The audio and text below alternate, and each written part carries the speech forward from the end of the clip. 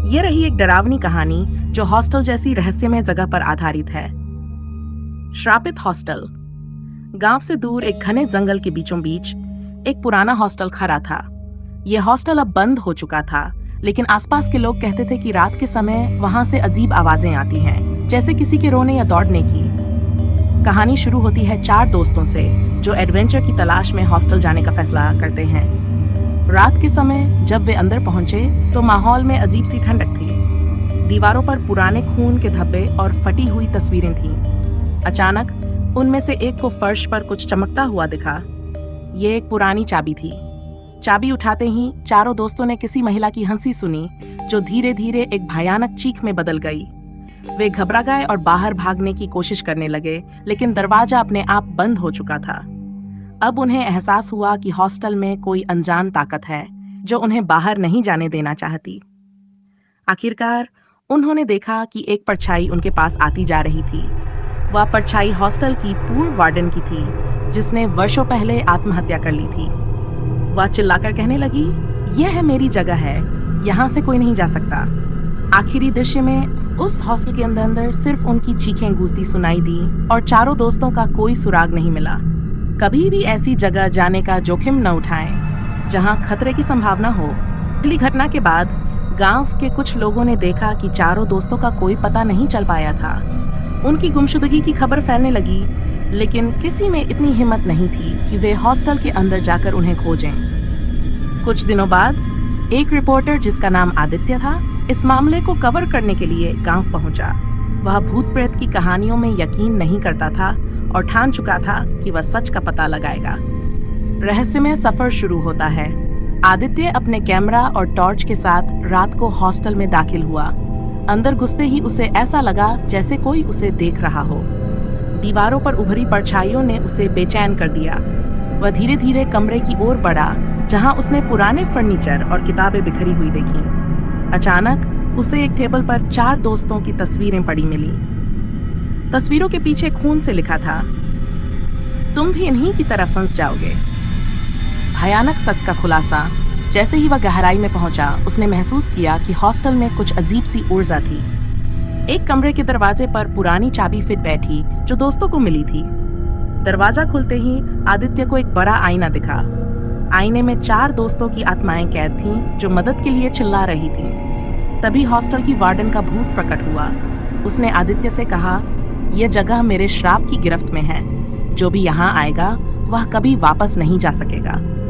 आदित्य समझ गया कि यह हॉस्टल श्रापित है। अपनी जान बचाने के लिए उसने आईने को तोड़ने की कोशिश की। जैसे ही आईना टूटा, एक जोरदार चीख के साथ सब कुछ शांत हो गया, लेकिन आदित्य भी गायब हो गया।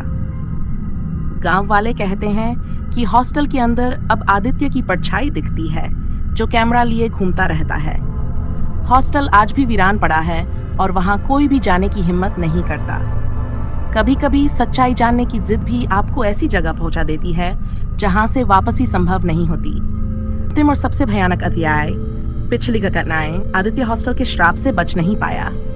उसकी चीखें हॉस्टल के रहस्य में खो गईं। अब यह खबर एक पैरानॉर्मल एक्सपर्ट नीना तक पहुंची, जो ऐसी घटनाओं की गहराई से पड़ताल करती थी। हॉस्टल का रहस्य गहराता है। नीना ने अपने उपकरणों और एक छोटी टीम के साथ हॉस्टल में कदम रखा। वहां पहुंचते ही उन्होंने महसूस किया कि ये जगह सिर्फ अब श्रापित नहीं थी, बल्कि एक समय के बाद जीवंत हो जाती थी। हॉस्टल के गलियारों में चलते समय दीवारों से फुसफुसाहट सुनाई देने लगी, तुम्हें यहाँ नहीं आना चाहिए था। जैसे ही टीम मुख्य हॉल में पहुंची, उन्होंने देखा कि फर्श पर अजीब चिन्ह बने हुए थे। नीना ने अपने डिवाइस से ऊर्जा मापी और पाया कि वहां बेहद नकारात्मक ऊर्जा थी। भयानक खुलासा। नीना और उसकी टीम ने पुराने दस्तावेज खोजने शुरू किए।